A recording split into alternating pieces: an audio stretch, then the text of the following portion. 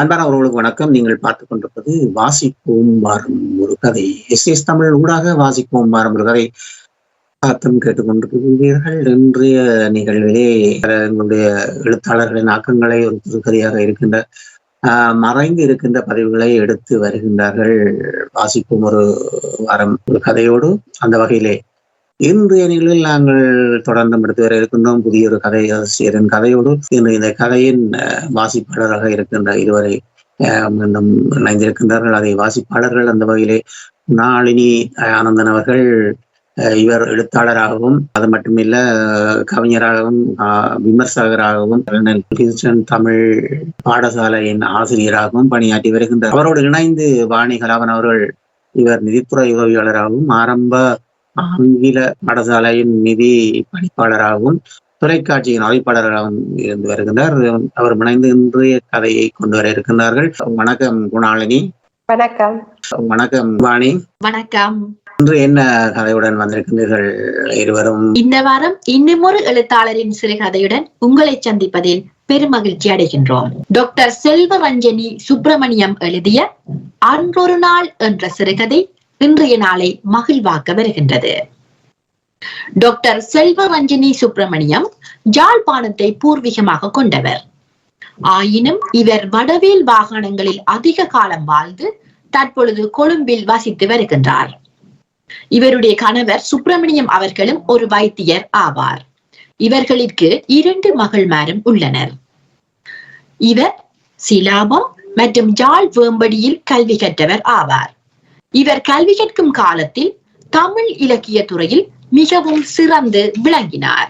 அதற்கு மணிமகுடம் வைத்தது போல் அவரின் பெரு விருப்ப தமிழ் ஆசிரியை திருமதி திலகவதி கணபதி பிள்ளை அவர்கள் இவரின் தனித்துவத்தை அடையாளம் கண்டு அவரை ஊக்குவித்தமை அவரின் இன்றைய எழுத்திற்கு ஒரு பிள்ளையார் சொல்லியாகவும் ஆசீர்வாதமாகவும் அமைந்ததாக இவர் கருதுகின்றார்.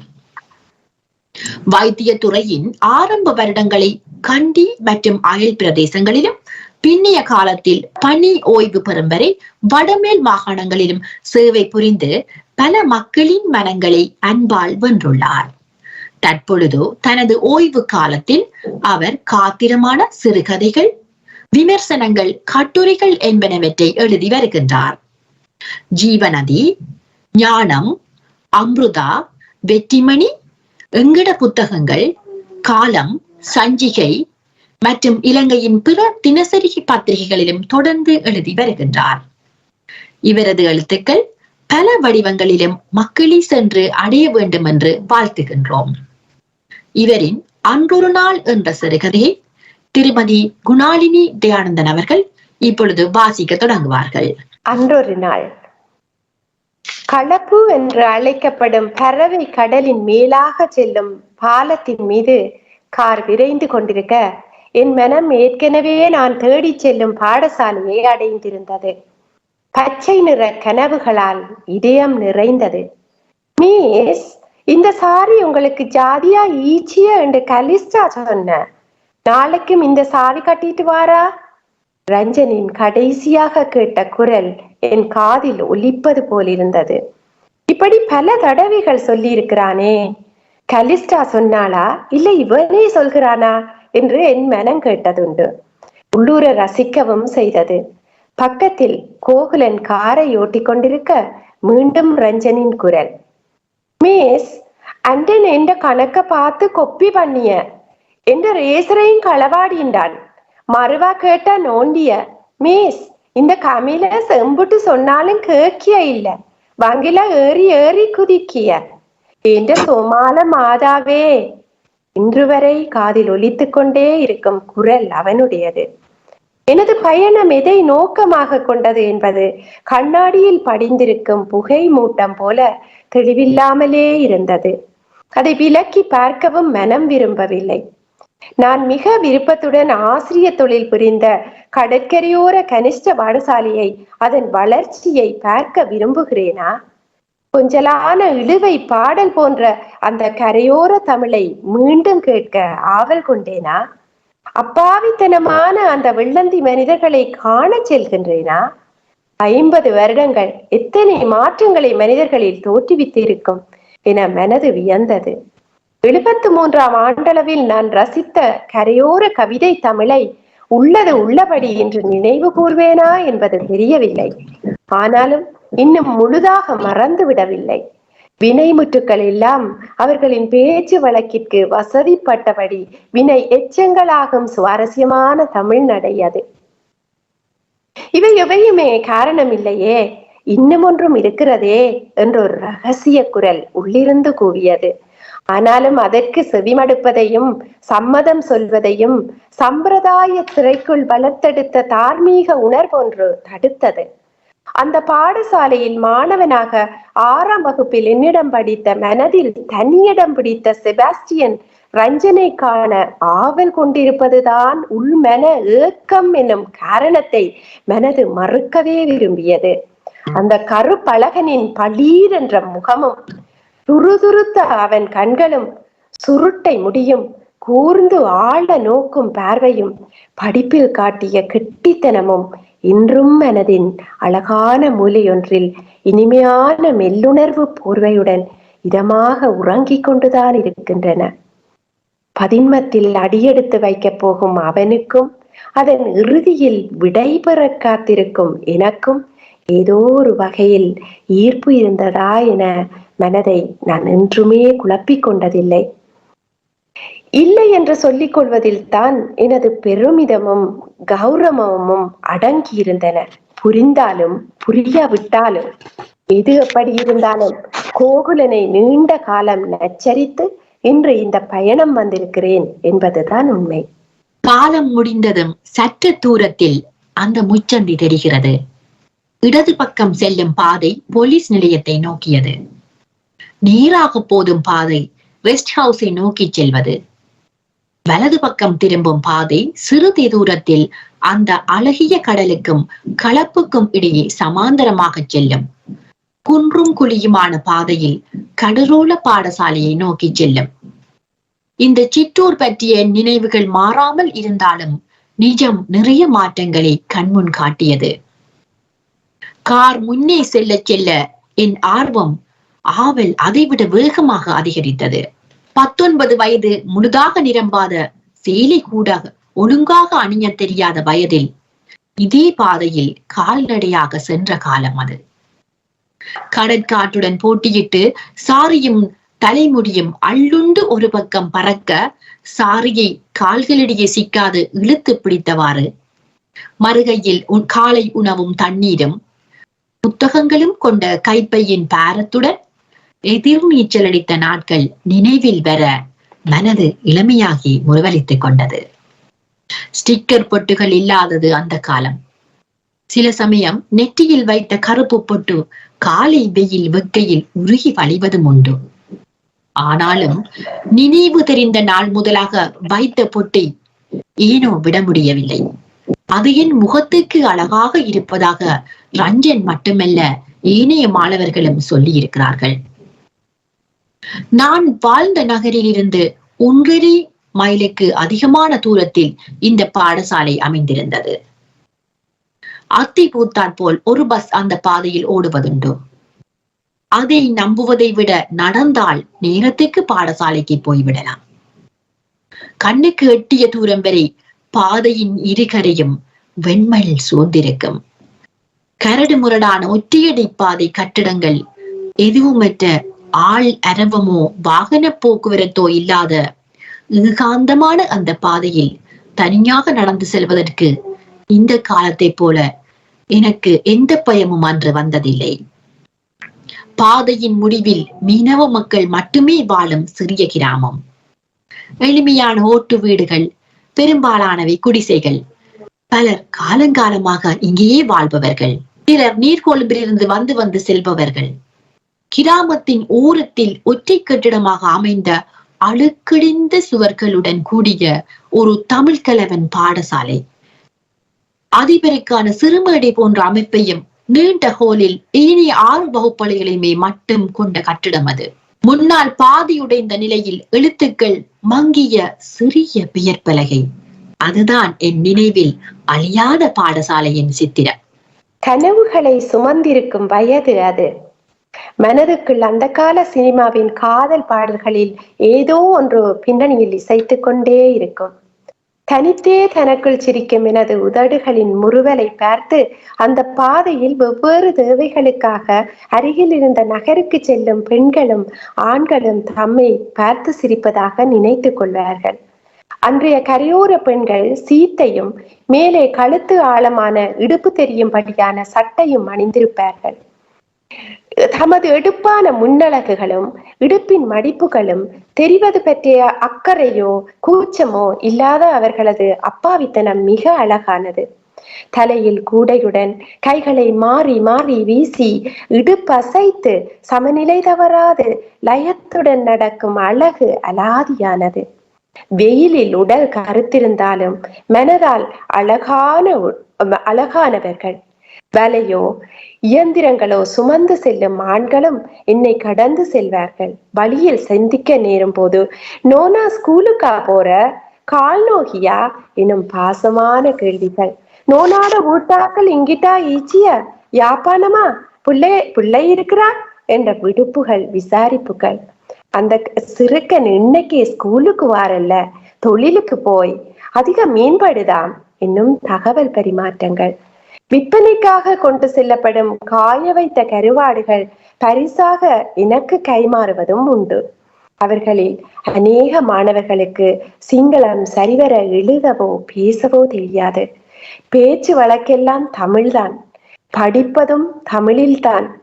ஆனால் தாம் சிங்களவர்தான் என தமிழில் அழுத்தி சொல்வதை கேட்டு எனக்கு சிரிப்பும் வரும், வினோதமாகவும் இருக்கும். வடமேல் மாகாண கரையோரங்களில் வாழும் தமிழ் பேசும் சிங்கள மக்களின் மூலம் இந்தியாதான் எனவும் பல்வேறு காரணங்களின் நிமித்தம் இலங்கைக்கு கொண்டு வரப்பட்டவர்கள் அல்லது வந்தவர்கள் எனவும் மூத்த உறவினர் ஒருவர் சொல்ல கேட்டிருக்கின்றேன். சொந்த இடம் வடக்காக இருந்தாலும் நான் பிறந்து வளர்ந்தது வடமேல் மாகாணத்தைச் சேர்ந்த ஒரு நகரில்தான். அங்கு பெரும்பான்மையானோர் கத்தோலிக்கர்களாக இருந்தாலும் மிக பிரபலமான ஈஸ்வரன் ஆலயமும் உண்டு. நகரின் மத்தியில் கன்னியாஸ்திரிகளின் மேற்பார்வையில் நடக்கும் பெண்கள் பாடசாலையில் நான் படித்த காலங்கள் இனிமையானவை. அதற்கு அண்மையில் அமைந்திருக்கும் பெரிய ஆண்கள் பாடசாலையில் விழா அரங்கில் முத்தமிழ் விழாக்கள் நடைபெற்றதும் அமிர்தலிங்கம் மங்கையர்க்கரசி தம்பதியினர் பிரதம அதிதிகளாக கலந்து கொண்டதும் மனக்காட்சிகளாக இன்றும் நிலைத்திருக்கின்றது. தமிழ் மனம் உலாவிய சிங்கார பிரதேசம் அது. முதல் முறை உயர்தர பரீட்சை எழுதி சிறிது காலத்தின் பின் ஆசிரியர் தொழில் கிடைத்த போது என்னை விட அப்பாவுக்கு அது மிக நல்ல தெரிவாக தோன்றியதில் ஆச்சரியப்பட எதுவும் இல்லை. பெண்களுக்கு இதைவிட உகந்த வேலை வேறு எது என்பது அப்பாவின் அசையாத நம்பிக்கை. எனக்கோ வேறு துறையில் கனவு. ஆனால் வேலை கிடைத்ததோ நான் வாழ்ந்த நகரில் இருந்து 1.5 மைல் தூரத்திற்கு இருந்த இந்த கடற்கரையோர பாடசாலையில். மனமே இல்லாமல் முதல் நாள் வேலைக்கு சென்ற போது அந்த சிறிய பாடசாலையில் 6ஆம் வகுப்பில் விஞ்ஞானம் கணிதம் கற்பிக்க ஆசிரியர்கள் இல்லாது இருந்ததும் வகுப்பில் இருந்த மாணவர்கள் ஆவலாக என்னை எதிர்கொண்டதும் வரவேற்றதும் மகிழ்வாக இருந்தது. அதில் ஒரு மாணவன் தான் ரஞ்சன். கணிதம் விஞ்ஞானத்தில் எதை சொல்லிக் கொடுத்தாலும் பக்கென்று பிடித்துக் கொள்ளும் புத்தி கூர்மை. ஆனால் வகுப்புக்கு பிந்தி வருவதும் சில நாட்களில் வராமல் விடுவதும் அடிக்கடி நடக்கும். அப்பனுடன் கடலுக்கு போவானாம். பள்ளிக்கூடம் வருவதை போனால் போகுதென்று சைட் பிசினஸ் ஆகத்தான் வைத்திருந்தான். பாடசாலை அண்மித்த களப்போரம்தான் அவர்களுடைய மீன்பிடி போட்டை கட்டி வைத்திருப்பார்கள். அவன் வராத நாட்களில் நான் அவனை தேடி அந்த களப்போரத்திற்கு சென்றதும் உண்டு. வலையில் பட்ட மீன்களை தகப்பனுடன் சேர்ந்து தெரிந்து கொண்டிருக்கும் போது அவனை வில்லங்கமாக கையை பிடித்து இழுத்து கொண்டு வருவதும் நடக்கும். அவனும் அதை விரும்புவன் போலவே நாய்க்குட்டியாக இழுப்பத்துக் கொண்டு வருவது எனக்கும் பிடிக்கும். ஒரு நாள் பாடசாலைக்கு லீவு போட்டுவிட்டு போட்டில் ஏறி முதலாக மீன் மனம் சூழ களப்பில் உலா வந்ததும் ஆத்துவாய் என அவர்களால் அழைக்கப்படும் கடலும் களப்பும் சந்திக்கும் முகத்துவாரத்தை நேரில் கண்டதும் அன்றுதான். மனப்பெட்டகத்தில் பாதுகாக்கும் பசுமையான நினைவுகள். மாதங்கள் கடந்தன. அவனை காணாத நாட்களில் ஏமாற்றம் என்னை ஆட்கொண்டது. கெட்டிக்கார மாணவன் என்ற பரிவா இது. அதற்கு மேல் ஏதோ ஒன்று இருப்பதாக மனது கூறியது. அந்த வகுப்பில் எல்லா மாணவர்களுமே ஓரளவு புத்திசாலிகளாக இருந்தால் நாளடைவில் என் கடற்கரையின் நடைப்பயணங்கள் சுவாரஸ்யமாயின. 6ஆம் வகுப்பு முடிந்து 7 தொடங்கிவிட்டது. காலம் பறந்ததே தெரியவில்லை. சில நாட்களாக ரஞ்சனை காணவில்லை. எனக்கு இருப்பு கொள்ளவில்லை.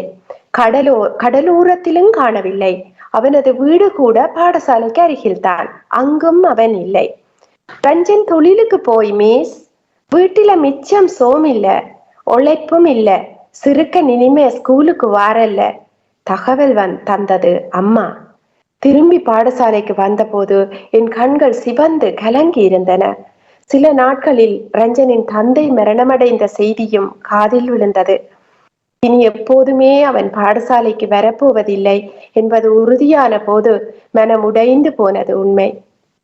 ஏனைய ஆசிரியர்கள் காணா வண்ணம் களப்போரம் சென்று கடலை பார்த்தபடி கண்ணீரை மறைத்தேன். அவரது விருப்பத்தின்படி அன்றும் உடுத்தி வந்திருந்த செந்நிற சாரியை குனிந்து பார்த்து கொண்டேன். சில கண்ணீர் துளிகள் நனைத்திருந்தன.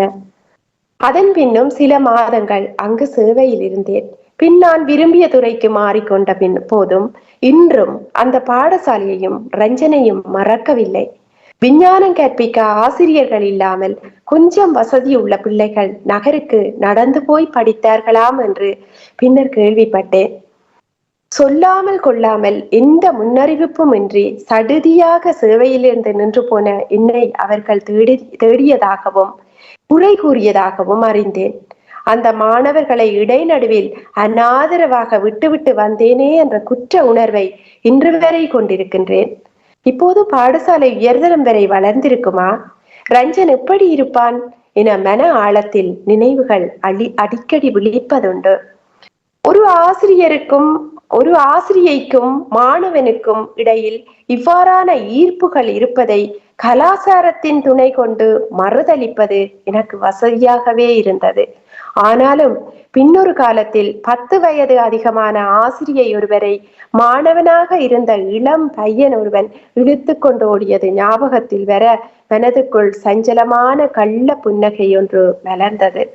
கோகுலன் கூட தனக்கு படிப்பித்த ஒரு அழகான ஆசிரியையின் கருப்பு வெள்ளை புகைப்படத்தை இன்றும் ஆல்பத்தில் வைத்து பாதுகாப்பது நினைவில் வந்தது. ஏன் என்று நான் கேட்டதில்லை. ஒரு ஆண் ஆசிரியர் தன்னிலும் வயதில் மிக இளைய மாணவியை விரும்புவது சமூகத்தில் மிக பெரும் பிழையாக கணிக்கப்படாத அதே சமயம் வயதில் மூத்த பெண் ஆசிரியை தம்மிலும் இளைய மாணவனால் ஈர்க்கப்படும் போது வரிந்து கட்டிக்கொண்டு குறை கூறல் எவ்விதத்தில் நியாயம் என்று வாதிட்டது கள்ளமனதின் விகற்பமான மூளை ஒன்று. எனினும் வளரிளம் பருவத்தின் மாற்றங்களே இவை என்றும் வயதும் மனமும் முதிரும் போது அவை இனிய நினைவுகள் மட்டுமே என்றும் இன்று புரிகிறது. முதிர்ந்த மனித மனங்களும் தளம்பல்களுக்கு விதிவிலக்கல்ல என்பதும் உண்மைதான். ஆனாலும் சம்பிரதாயங்களுக்கு ஒத்துவராத உணர்வுகளை அடக்கி மனதை ஒருமைப்படுத்துவதில் தானே மனித குலத்தின் மாண்பும் மேன்மையும் அடங்கியுள்ளன. இதோ பாடசாலையை நோக்கிய வீதி ஆரம்பித்து விட்டது. அடையாளமே தெரியாமல் கட்டிட காடுகள், கடை தொகுதிகள், கடற்கரையெங்கும் உல்லாச பயண பஸ்கள் நிறைந்திருந்தன. வெளிநாட்டு உல்லாச பிரியாணிகளும் ஆங்கே. ஓ, இன்று இது சுற்றுலா தலமாகிவிட்டதா? ஆரம்பத்திலிருந்த மீன் மார்க்கெட் நவீனமயமாக்கப்பட்டிருந்தாலும் அதுவே பாதையின் அடையாள புள்ளியாக இருந்தது. பாதை இதுதானா என உறுதிப்படுத்திக் கொண்டோம். சீரமைக்கப்பட்ட வீதியெங்கும் மனிதர்கள். சீத்தை சட்டை உடுத்த அழகிகள் யாரையும் காணவில்லை. அந்நியமாய் போன முகங்கள் எதிலும் அப்பாவித்தனமும் இல்லை. அறிந்த தெரிந்த முகங்களாக சாயல்களாக யாரும் இருக்கவில்லை. 2 மைல் தூரம் கடந்தும் புதிதாக முளைத்த கட்டிடங்கள். இடையே பாடசாலையை கண்டுபிடிக்க முடியவில்லை. இங்க தமிழ் ஸ்கூல் ஒன்று இருந்தது, எங்கியது? வழியில் கடையில் ஸ்டைலாக சிகரெட் குடித்துக் கொண்டிருந்த இளைஞனை கேட்டேன். புரிந்தும் புரியாத பாவனையில் அவன், மொகத மமதமிழ தன்னே. என்ன, எனக்கு தமிழ் தெரியாது என்றான் சற்றே அலட்சியத்துடன். ஒருவேளை நான் தமிழில் கேட்டது பிடிக்கவில்லையோ அல்லது உண்மையில் விளங்கவில்லையோ? ரஞ்சனின் வீட்டுக்கு சற்று தூரத்தில் இருந்த கத்தோலிக்க தேவாலயத்தை அடையாளம் கண்டதால் அவனது வீட்டை கண்டுபிடிக்க முடிந்தது. சின்னஞ்சிறு அடுக்கு வீடாக இருந்தது விஸ்தாரமான நாகரிக வீடாக மாறியிருந்தது.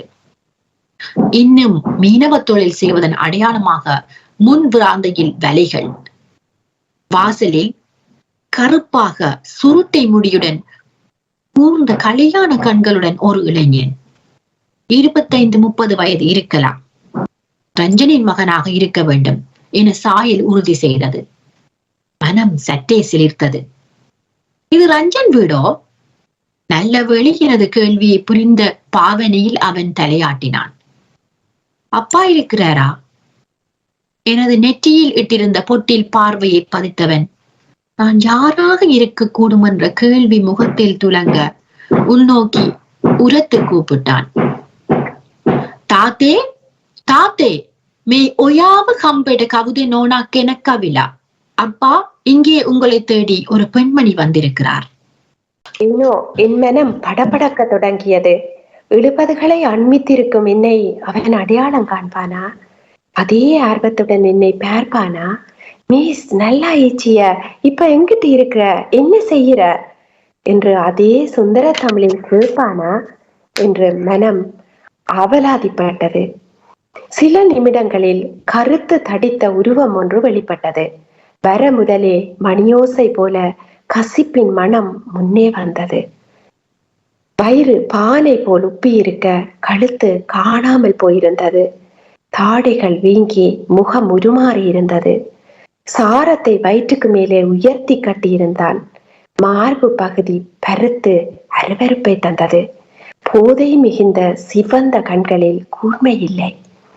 வலது புருவத்தின் மேலிருந்த வெட்டு காயத்தின் தழும்பு மட்டுமே இவன் ரஞ்சன் தான் என்பதை உறுதிப்படுத்தியது. கௌத என்றபடி வெளியே வந்த உருவத்திற்கு இன்னை அடையாளம் தெரியவில்லை என்பது உறுதி. கௌத ஹொயலாவே யாரை தேடி வந்தது?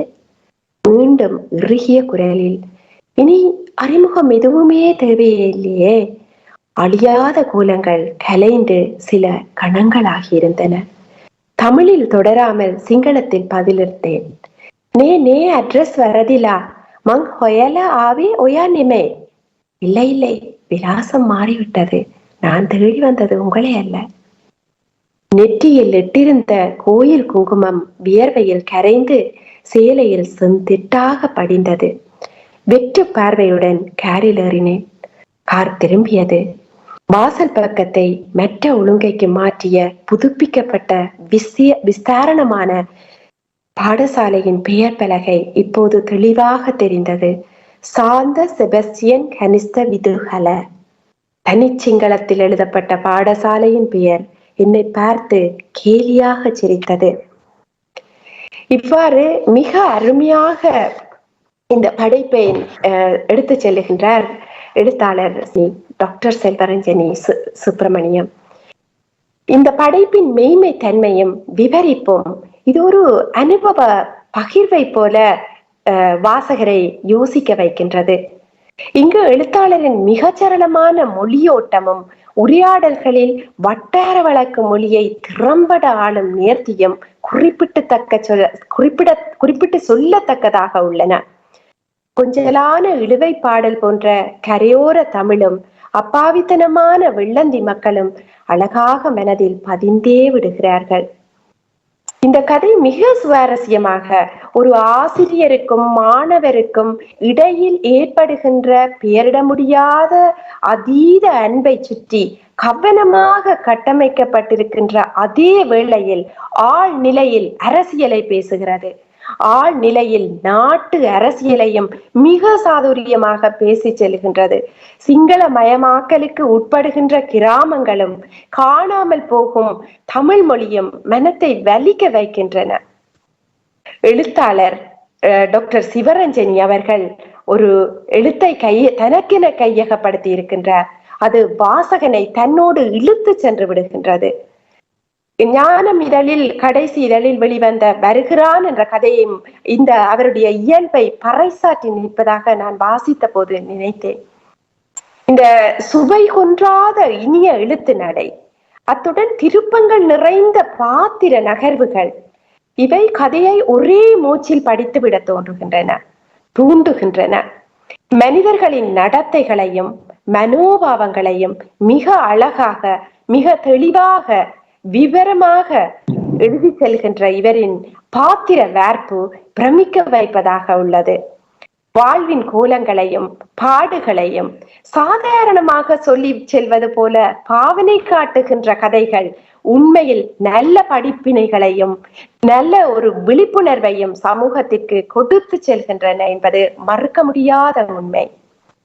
அண்மை காலங்களில் மிக பரவலாக எழுதி வருகின்ற எழுத்தாளர் டாக்டர் செல்வரஞ்சனி சுப்பிரமணியம் அவர்கள் மேலும் பல படைப்புகளை தமிழ் இலக்கியத்திற்கு கொடுத்து தமிழ் இலக்கியத்திற்கு வளம் சேர்ப்பார் என்று நம்புகின்றோம். வாசிப்போம் வாரம் ஒரு கதையில் என்று சிறப்பாக இணைத்திருந்த கதை ரஞ்சினி அவர்கள் எழுதியிருந்த அன்று ஒரு நாள் கதை. அன்று ஒரு நாள் கதையோடு இணைந்திருந்தோம். அன்று ஒரு நாள் கதையின் தகவலோடு குணாலினி அதன் விரிவாக்கத்தை சுருக்கமாக பார்த்திருந்தார். வாணி, இந்த கதையை வாசித்ததிலிருந்து உங்கள் மனதை தொட்ட பகுதியை, அந்த அப்பாவித்தனமான மக்களுக்கு கடைசியாக அவர்களிடையே புகுத்தப்பட்டிருந்த அந்த இனவாதம் ஒரு மனதில் ஒரு வலியை ஏற்படுத்துவதாக இருந்தது. அந்த பாடசாலை தனி சிங்கள மொழியில் அமைந்திருந்தது. இவ்வாறு எமது தமிழ் மொழி மெல்ல மெல்லமாக அழிக்கப்பட்டு வருகின்றது என்பது மனதுக்கு சற்றே கவலையை தந்து செல்கின்றது. குணாலினி, உங்களுக்கு பிடித்த பகுதி இந்த கதையிலே இதாக இருக்கு? எனக்கு பிடித்த பகுதியாக நான் இந்த எழுத்தாளருடைய அந்த விவரிப்பு முறையைத்தான் நான் சொல்லுவேன். உண்மையில் இந்த கதை என்னுடைய மனத்தை மிகவும் தொட்டு செல்கின்ற ஒரு கதையாக, இது விட்டு போகாது, எப்போதும் நின்று நிலைக்கும் போல ஒரு அமைப்பை இந்த கதை தருகிறது. மேம்போக்காக அந்த ஆசிரியர் அந்த சுவாரஸ்யமான ஒரு அதீத அன்பை சொல்லி சென்றாலும் அதன் அடிப்படையில் ஒரு மிக முக்கியமான நாட்டின் அரசியலை பேசுகின்ற தன்மையை காட்டியிருக்கின்றார். ஆக வாசகனை ஒரு மருந்தின் மீது ஒரு இனிப்பை பூசி ஒரு குழந்தைக்கு கொடுப்பது போல இந்த எழுத்தாளர் ஒரு சுவாரஸ்யமாக வாருங்கள் வாருங்கள் என்று கூட்டி செல்கின்றார். ஆனால் உண்மையில் அடிப்படையில் அது அந்த கதை சமாந்தரமாக ஒரு மேலும் கீழுமான தளத்தில் அந்த இரண்டு கதைகளும் மிக நுட்பமாக செதுக்கப்பட்டிருக்கிறது. அதை நான் ஒரு தனி காட்சியை விரும்பினேன் என்பதை விட இந்த முழுமையான படைப்பை நான் மிக ரசித்தேன் என்று சொல்லுகிறேன். இன்றைய வாசிப்போம் வாரம் ஒரு கதை நிகழ்ச்சியிலே நாங்கள் எடுத்து வந்த கதை அன்று ஒரு நாள். ரஞ்சினி அவர்கள் எழுதி அன்று ஒரு நாள் கதையை எடுத்து வந்திருக்கின்றோம். மிக சிறப்பாக அனுபவிக்க எழுத்தாளர்களின் கதைகளை எடுத்து வருகின்ற நிகழ்ச்சியாக வாசிப்போம் வாரம் ஒரு கதை நிகழ்வு இடம்பெற்றுக் கொண்டிருக்கின்றது. வாசிப்போம் வாரம் ஒரு கதையில் குணாலினியும் வாணியும் இணைந்து தருகின்ற அந்த ஒரு நிகழ்வாக இங்கே நாங்கள் மீண்டும் அடுத்த நிகழ்ச்சியில் இணைந்து கொள்ளும் வரை இன்னும் ஒரு நிகழ்ச்சியில் இன்னும் ஒரு புதிய எழுத்தாளருடன் சந்திக்கும் வரை நன்றி, வணக்கம்.